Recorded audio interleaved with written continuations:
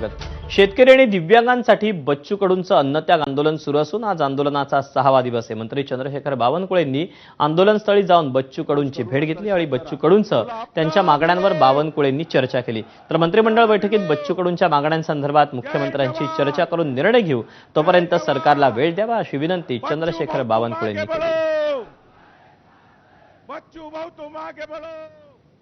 मागच्या 5 दिवसापासून मी माननीय बच्चू कडू यांच्या संपर्कात आहे। आमच्या कलेक्टरच्या माध्यमातून मी त्यांच्याशी बोलतो आहे।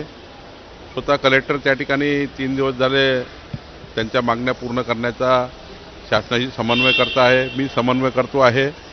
ज्या विषयावर त्यांच्या मागण्या आहेत त्यावर ॲक्शन टेकन रिपोर्ट जो आहे तो आम्ही त्यांना दिला आहे।